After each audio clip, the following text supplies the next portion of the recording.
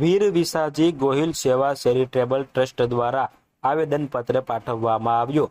જેસરના સેવડી બદર સહિત આજુબાજુના ગ્રામ્ય વિસ્તારમાં રહેતા વીર વિસાજી ગોહિલ સેવા ચેરિટેબલ ટ્રસ્ટ દ્વારા આવેદનપત્ર પાઠવવામાં આવ્યું હતું, જેમાં સેદરના મોણ પર ઓબીસી ગોહિલ સમાજ સહિત ઉપસ્થિત રહ્યા હતા અને આવેદનપત્ર પાઠવી રજૂઆત કરવામાં આવી હતી, જેમાં પરસોત્તમ રૂપાલા દ્વારા જે બફાટ કરવામાં આવ્યો છે જેને લઈને લોકોમાં રોષ વ્યાપી ગયો છે। ત્યારે ક્ષત્રિય સમાજના આગેવાનો સહિત ઉપસ્થિત રહ્યા હતા અને આવેદનપત્ર પાઠવી રજૂઆત કરવામાં આવી હતી, જેમાં સ્થાનિક આગેવાનો સહિત હોદ્દેદારો ગ્રામજનો ઉપસ્થિત રહ્યા હતા અને રૂપાલાની ટિકિટ રદ કરવામાં આવે તેવી માંગ સાથે મહુવા ડેપ્યુટી કલેક્ટરને આવેદનપત્ર પાઠવ્યું હતું અને રજૂઆત કરી હતી। ત્યારે રજૂઆત કરવામાં આવી હતી, જેમાં બહોળી સંખ્યામાં આગેવાનો હોદ્દેદારો જોડાયા હતા અને પરસોત્તમ રૂપાલાની ટિકિટ રદ કરવામાં આવે તેવી માંગ સાથે રજૂઆત કરી હતી।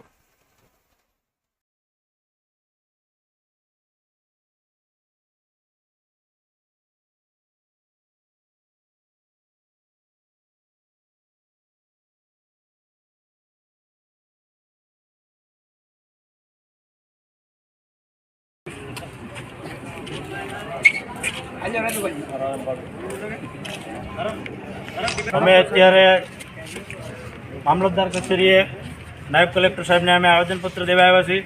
પરસોત્તમ રૂપાલાભાઈ જે અત્યારે ક્ષત્રિય સમાજ છે, રાજા રજવાડા અને ક્ષત્રિય સમાજની રોટી બેટી પર જે પ્રહાર કર્યા છે એમના માટે અમે અત્યારે મામલતદાર સાહેબને આવેદનપત્ર દેવા આવ્યા છીએ। અત્યારે તમામ ક્ષત્રિય સમાજ અમારી સાથે છે અને 18 વર્ષને અમે સાથે લઈને ચાલીએ છીએ અને કોઈ પણ સમાજ સાથે અમારે કાંઈ અન્યાય નથી, કાંઈ કરવાનો નથી। અમારે કોઈ ભાજપ સાથે કોંગ્રેસ સાથે કોઈ સાથે વાંધો નથી, પણ અમારી જે રોટી બેટી સાથે વ્યવહારની જે વાત કરી છે ને એણે ખોટું કર્યું છે અને ભાજપ સરકારને અમે તો એક એવું નિવેદન કરીએ કે તમે એક રૂપાલા સાહેબને ના હટાવી શકો, આખો આ સમાજને તમે કેમ એક વ્યક્તિ હાટું તમે કેમ આવી રીતે કરો છો?